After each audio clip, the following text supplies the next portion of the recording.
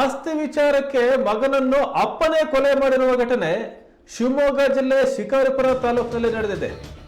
12 ಎಕರೆ ಬಗರುಕುಂ ಜಾಗದಲ್ಲಿ 8 ಎಕರೆ ಬೆಳೆದ ಮೆಕ್ಕೆಜೋಳದ ವಿಚಾರದಲ್ಲಿ ತಂದೆಯೇ ಮಗನನ್ನ ಕೊಲೆ ಮಾಡಿದ್ದಾನೆ. ಶಿಕಾರಿಪುರ ತಾಲೂಕಿನ ಬಳೂರು ಗ್ರಾಮದಲ್ಲಿ ಈ ಘಟನೆ ನಡೆದಿದೆ. ಗಂಗಾ ನಾಯ್ಕ್ ಎಂಬಾತ ಕೊಲೆಯಾಗಿದ್ದು, ಚಿಂಗು ನಾಯ್ಕ್ ಅವನ ಅಪ್ಪ ಆತನೇ ಕುಡುಗೋಲಿನಿಂದ ಕೊಲೆ ಮಾಡಿದ್ದಾನೆ. ಗಂಗಾ ನಾಯ್ಕ್ ಬೆಳೆದ ಮೆಕ್ಕೆಜೋಳವನ್ನ ಕಟಾವು ಮಾಡಿಸಿ ಅಯ್ಯಪ್ಪ ಸ್ವಾಮಿ ದೇವಸ್ಥಾನದಲ್ಲಿ ಹಾಕೊಂಡಿದ್ದ.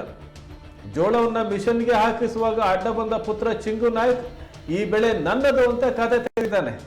ಈ ವೇಳೆ ಜಗಳ ಶುರುವಾಗಿ ಅದು ವಿಕೋಪಕ್ಕೆ ತಿರುಗಿ ಕೊಲೆಯಾಗಿದೆ. ತಕ್ಷಣವೇ ಶಿಕಾರಿಪುರ ತಾಲೂಕಿನ ಸಾರ್ವಜನಿಕ ಆಸ್ಪತ್ರೆಗೆ ಕರೆದೊಯ್ಯಲಾಗಿದೆ. ಆದರೂ ಪ್ರಾಣ ಉಳಿಸೋಕೆ ಸಾಧ್ಯ ಆಗಿಲ್ಲ. ಈ ಕುರಿತು ಶಿಕಾರಿಪುರ ಠಾಣೆಯಲ್ಲಿ ಪ್ರಕರಣ ದಾಖಲಾಗಿದೆ.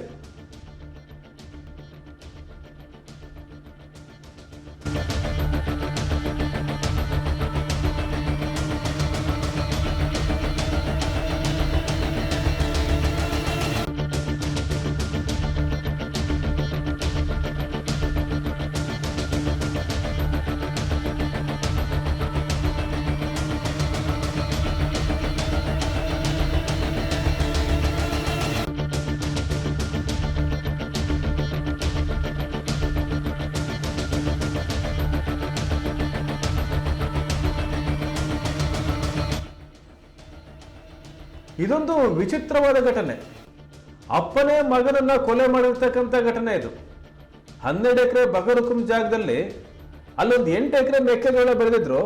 ಆ ಮೆಕ್ಕೆಜೋಳವನ್ನ ಕಟಾವು ಮಾಡಿ ತಂದೆ ಆ ಬಳೂರು ಗ್ರಾಮದ ಅಯ್ಯಪ್ಪ ಸ್ವಾಮಿ ದೇವಸ್ಥಾನದಲ್ಲಿ ತಂದಿದ್ದಾನೆ. ಗಂಗಾ ನಾಯ್ಕ್ ತಂದೆ ಆ ಮೆಕ್ಕೆಜೋಳವನ್ನ ತಂದು ಹಾಕಿಸಿದಾಗ ಮಗ ಚಿಂಗು ನಾಯ್ಕ್ ಅಲ್ಲಿಗೆ ಬಂದಿದ್ದಾನೆ.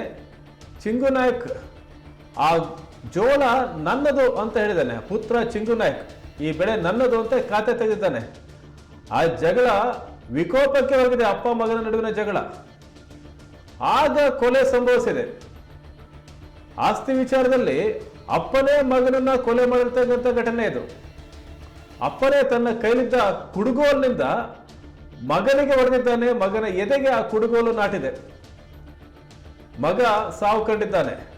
ಹಾಗಾಗಿ ಅಯ್ಯಪ್ಪ ಸ್ವಾಮಿ ದೇವಸ್ಥಾನದ ಆವರಣದಲ್ಲಿ ಏನು ಮಿಷನ್ಗೆ ಹಾಕ್ಸ್ಬೇಕಾದ್ರೆ ಮಗ ಅಡ್ಡ ಬಂದು ಈ ಬೆಳೆ ನಂದು ಅಂತ ಖ್ಯಾತೆ ತೆಗೆದಿದ್ದಾನೆ. ಆ ಜಗಳ ಒಂದು ಸಾವಿನಲ್ಲಿ ಅಂತ್ಯವಾಗಿದೆ. ದಕ್ಷಿಣಾತ್ಮದ ಶಿಕಾರಿಪುರ ಆಸ್ಪತ್ರೆಗೆ ಕರೆದೊಯ್ಯಲಾಯಿತು. ಒಂದು 10 ಕಿಲೋಮೀಟರ್ ಅಲ್ಲಿಂದ ಒಂದು 13-14 ಕಿಲೋಮೀಟರ್ ಶಿಕಾರಿಪುರ ಅಲ್ಲಿಗೆ ಕರೆದೊಯ್ಯಲಾಯಿತು. ಆದರೂ ಸಹ ಪ್ರಾಣ ಉಳಿಸೋಕೆ ಸಾಧ್ಯ ಆಗಿಲ್ಲ. ಈ ಕುರಿತಂತೆ ಶಿಕಾರಿಪುರ ಠಾಣೆಯಲ್ಲಿ ಪ್ರಕರಣ ದಾಖಲಾಗಿದೆ.